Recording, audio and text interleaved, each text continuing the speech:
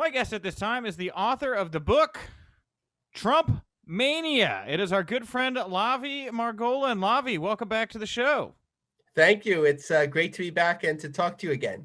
Lavie, I didn't think that I was going to have you back before you reissued TrumpMania for a third time, but man, pro wrestling and politics seem to have intersected here recently. I mean, what is your take on just kind of the way Trump has handled himself from the election? And one of the things I wanted to start with by saying was there were reports and stuff that like Trump was like enjoying what he saw during the Capitol riots. I mean, what does that say about his love of combat sports? I mean, is there anything we can glean from that when we hear these kinds of reports and stuff coming out right now? So, it certainly speaks to potential disassociation with reality and, how it'll affect others and sort of Mary Trump, his niece, who's a psychologist, has been sort of sharing her thoughts on that, and a lot of it resonates. But it was a really scary moment, something that I think all of us will remember where we are when we heard about it. I remember waiting to pick up my son, and I saw that the first update that Pence was being taken away, from the Capitol and trying to understand what's going on. But you know, I don't know if there's a way to explain it best, but in pro wrestling terms, people think about the term heat, right? And you want people involved, you want people passionate, but at a certain point, you push people so much that they riot and it becomes a very dangerous situation. Not saying Trump didn't want that outcome, but it seems like things were pushed to the brink so far that even people that had supported him through so many terrible things, that this was finally the breaking point. Heat is the right thing to say there, Lavi, because that's kind of the direction I was taking this. Was one of the things when I saw Trump kind of coming to power, and I think we've talked about this before, is how a lot of people say Donald Trump, he plays the perfect heel, right? Like, and they say it kind of in a fun way, but I always kind of thought that if he was the perfect heel at some point, everybody would come together and want to run him off, and that's really kind of what we're seeing right now. We're seeing this guy who has done the impossible. He's seemingly unifying people on both sides of the aisle to want to see him, I'll put it in wrestling terms, see him get his ass kicked. And that seems to be what's playing out right now. Does that resonate when I kind of put it in those terms with you as a wrestling fan? Yeah, no, it makes a lot of sense that you've done something so bad that you can't even justify it. Some people will, or they might hold, unfortunately, the values that he's portraying outwardly, that inwardly those are their values, and you can't change somebody too much like that. But I think for the typical American, whatever that means today, if you are a one issue voter and he spoke to the issues that were important to you, it's still very hard to put those aside and to support him. And people are dropping off, especially as this long 4 years is coming to an end. Yeah, for sure. Well, and then that brings us to Vince here, man, right? We've teed it up here, right? We've put over the heat. We've put on how divisive this guy has become. The last time we talked, I think the buzziest thing coming out of it unexpectedly was the idea that maybe Vince would welcome Donald Trump to TV here after his presidency. The tone has really changed in the months since we had that conversation, Lobby. Do you still think that there's a chance that Vince will open his arms and welcome Donald Trump back to WWE TV after his presidency? Or, wild, crazy, we got like 10 days left here, maybe even before his presidency is over, since he doesn't have Twitter anymore. Maybe a live microphone on Raw is what he needs right now. So, sometimes Vince's perception of the world and media and what people are looking for is different than what's out there, or that's the feeling that we get in terms of what's projected from the company. But I think you're right. Last time it seemed like it could happen. Now it just seems like, especially the next year or two, that that would be something to avoid. And if Vince is sort of looking at the ratings, and some weeks it's under 2 million or close to 1.5 million for Raw, you might think, well, I have this person that could bring in, at least in the first time, 6, 7, 8 million viewers. But I think they've brought in a lot of corporate people now, even post George and Michelle, that have brought a structure and sort of that will help to regulate some of the things that he would do, even if it's a desperation point. But sort of at the end of the day, this is the person that wanted to bring or what was discussed, bring OJ Simpson to WrestleMania. And of course, we know about Jimmy Snuka and sort of, what happened there is alleged to happen and sort of his TV time. So I don't know if we can count on Vince's moral compass from what we understand it from an outsider, but I think if money is the end of the day and the networks don't like this, even a Fox, I think, would be concerned, and certainly advertisers, that they'll stay away from him. Things change, people calm down, in terms of sort of we're at a very hot point in a year or two. I think if Trump has already established himself in some other networks or programs or entertainment, that would be a different story. So you're saying right now you think that even if Vince wanted to do it, you think maybe like shareholders would step up, board members would step up and say, right now it's just too hot. Like you're saying, wait a year or two, we'll see where things are at. But right now it would be untenable, especially way that advertisers seem to be abandoning entities that are associating with this guy right now. Yeah. Yeah, I think so. Even his second in command now that comes from the talent management side, I think he could certainly read the room, I'm sure, and sort of give that guidance. Yeah. Well, what do you think about Mick Foley stepping up here? WWE Hall of Famer. He was in the same class as Donald Trump. He called him a son of a bitch. He asked that WWE remove him from the Hall of Fame. What was your take on Mick stepping up and saying something like that? And do you think that that's even a possibility that Vince would take this guy out of the Hall of Fame, even when he's being deplatformed seemingly everywhere else?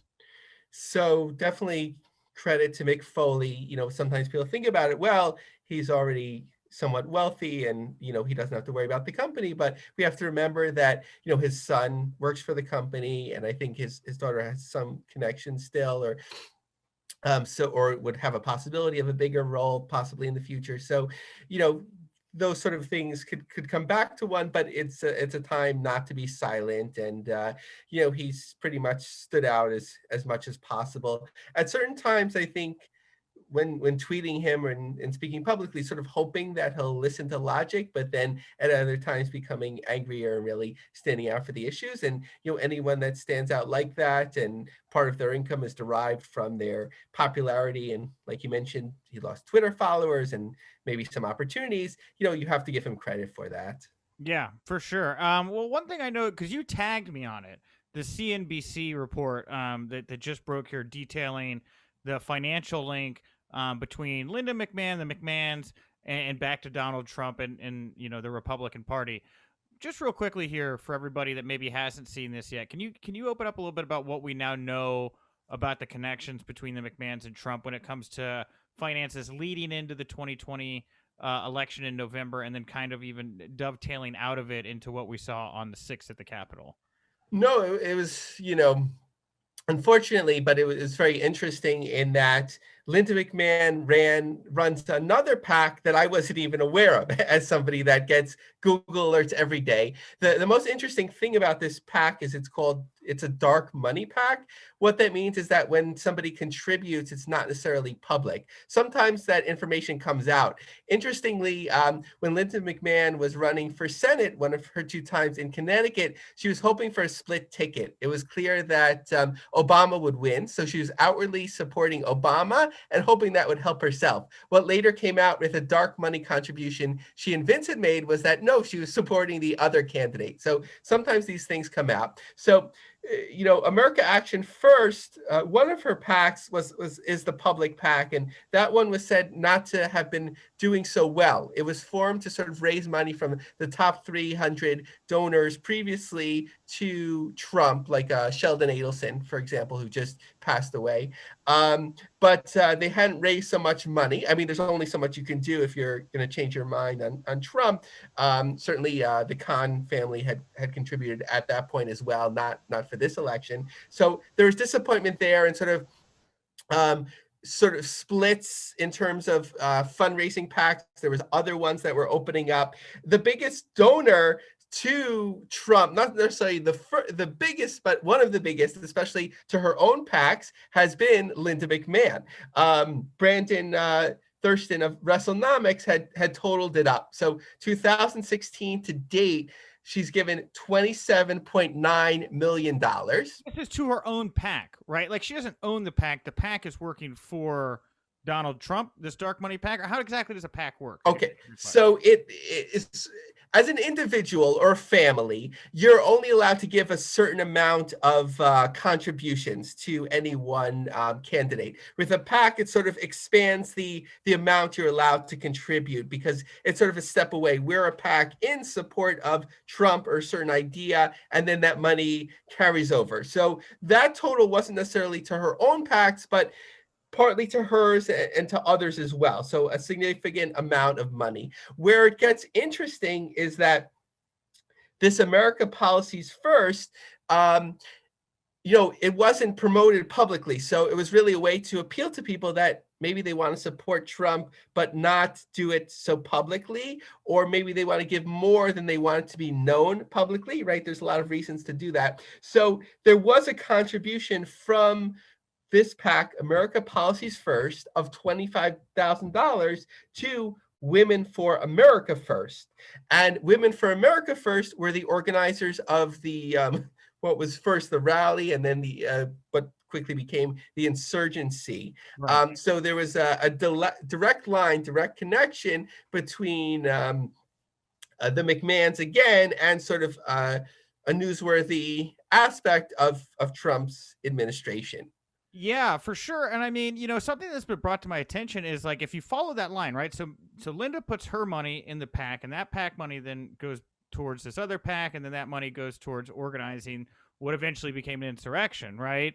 How should wrestling fans feel knowing that the money they're putting in the McMahon's pockets somehow filtered its way into this awful thing? I mean, I just don't feel like enough has been made in the wrestling community that, like, I don't want to say anybody's like tacitly involved, but it's certainly disheartening to know that, dollars that you are spending on the network or things like that somehow wind up in an awful situation like this.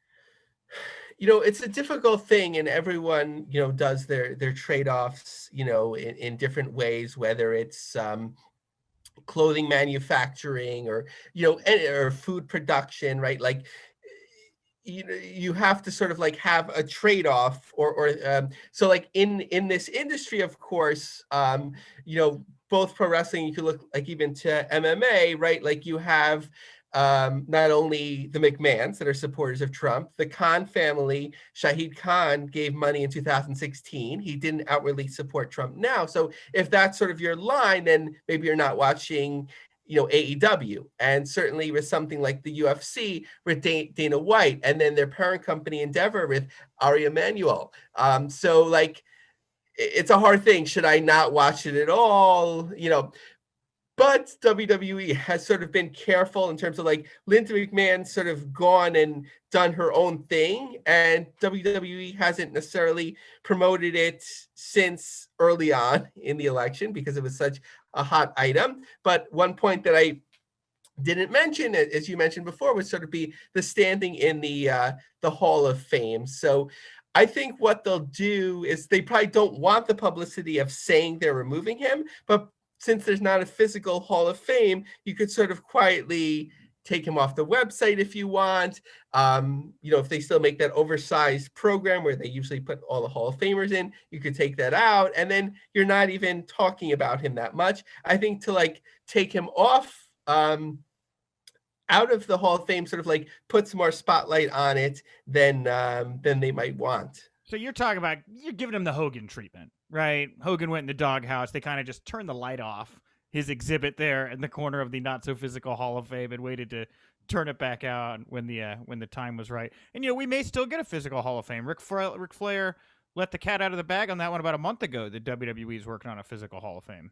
Right. And, a lot of different places are sort of struggling with this, like Disney World, right? They have the Hall of Presidents. So it seemed like, I'm not sure where it stands now, but it took them forever to make Trump, and then whatever happened, with that. So everyone's sort of trying to figure this out. And sort of before, he has a long history of sort of shady things in terms of real estate from what's come out publicly, but even into the 2000s when it's sort of like, oh, that's a nice you're fired guy. I mean, not nice, but that's the you're fired guy. I like him. He would get awards from universities and so on. And you start hearing about these universities that say like, oh, I'm going to take it back now. But like, when did people come to this trade-off, right? PGA Tour in 2022, an event was expected at a Trump golf course, of course. Now they say it was too much for them. So it wasn't too much to see children in cages. It wasn't too much to see immigrants treated the way they were, and so on. So like everyone has this breaking point, especially with corporations where a corporation is defined by maximizing revenue, right? If I learned anything the first year of college, right, it was that. Yeah. So like they're going to do what makes them the most money. And part of that is being risk averse. Kind of pivoting back to the McMahons, a little away from Trump. So Linda McMahon, really interesting figure, right? Headed the Small Business Administration, left the administration, took over not one but two PACs now, as you've found out. What does Linda do now? Do you think that she remains in politics? Do we see another run for Senate?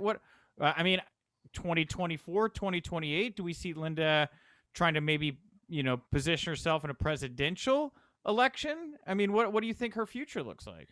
No, it's a great question. It's something that I've been thinking about. I think as long as she's willing to continue opening her wallet, she'll be an important figure in politics, at least from a donor perspective. And, if you could have as many PACs as you want. I won't start naming all the wrestlers name PAC, but, so if you give her own PAC and she doesn't do that well, but she's going to give you 5, 10, 15, $20 million, you're very happy as a politician. But what does she want?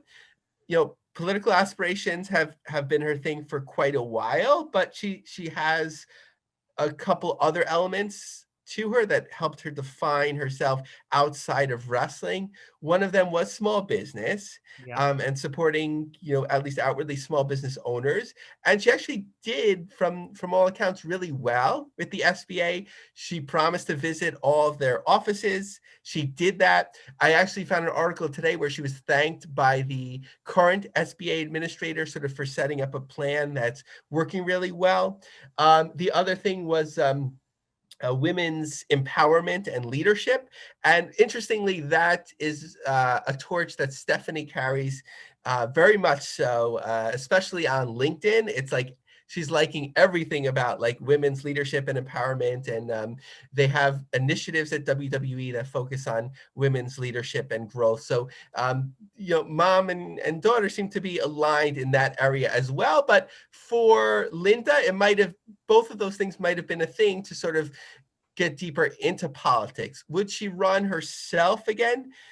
I don't, that's an interesting question. When you have a confidence to run twice already, you're more well known now nationally, but what do people think of you? Well, that's the question. I wonder, I thought it was crazy when I wrote the question down, but it took me a minute to kind of set in, and think about, people, when you talk about GOP presidential candidates, Nikki Haley's name comes up a lot just because she's, a female voice that seems to have, found traction within the Republican Party. I know that's very appealing right now. You look at Linda, I mean, she's been a cabinet member. She weathered the storm with some grace when a lot of people tore their hair out or completely self-imploded. And with the McMahon legacy, the WWE legacy, I don't think Trump's going to say anything bad about her. She's one of the few people I feel like that could maybe actually walk the line between, I hate to say like moderate Republicans and that farther right wing that would see WWE Trump connection and maybe follow her lead as well, No, it's a great point. She has been very good at being savvy in terms of avoiding controversy during the early days of the administration. When she was interviewed by a local paper and she was visiting that SBA in town, she said, oh, she's been traveling so much, she hasn't followed the news. So whatever controversial thing he was doing, she just said she wasn't following it. And she stayed in Trump's good graces and, showing that you could be politically smart without up to that point, without funding this this rally. Up to that point, she was able to avoid doing bad things that we know about. And she's one of the two people like Nikki Haley that left in Trump's good graces before taking another role, although the next role was in support of him anyway. Yeah. So very interesting. One of the last things I wanted to ask you about, Lavie, while I have you here, was the other big kind of political Trump pro wrestling story or McMahon story was the National Labor Review Board. All the things Andrew Yang had to say about the way that Vince is getting away with everything under the Trump administration. Obviously, we're going to see a Biden administration coming in now. I don't believe Yang got the labor secretary position. I think they've announced all their cabinet members. I don't think Andrew was in there. But do you think that under the Biden administration, Vince is going to be in a different position? Do you think that the story we saw flare up about how they treat independent contractors and possible union, do you think that flares up again in the next 4 years? Oh, it's an interesting point, and I'm starting to see more about Andrew Yang here locally in New York City, just because he's planning to run for mayor. There's I some heard talk of about that. that. Yeah, wild. One of my contacts on Twitter was like, "Oh, Vince McMahon must be thrilled, that he's focused on that now." But will they change? Not without something, some significant rules or relooking at things.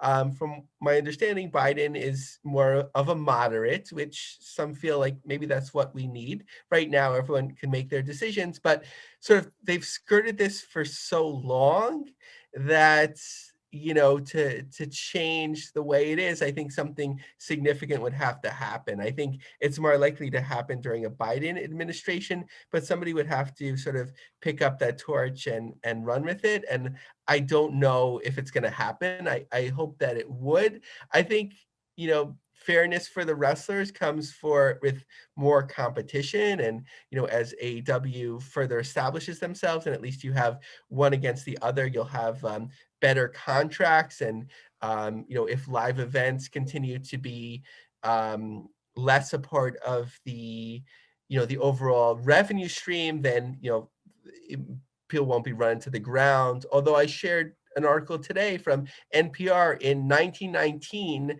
I don't know how wrestling did compared to 1918, but baseball did, came back very strong post-pandemic. So not to run live events as frequently might be a mistake for the bottom line. So that's something to think about. You think there's going to be like everybody gets these vaccinations, life gets back normal. You think there's going to be a hunger for people to want to get out, fill those seats, and go see live events and shows? Yeah.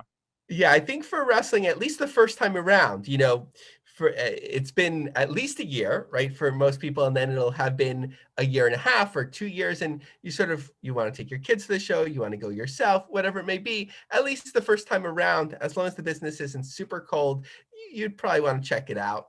Okay, cool.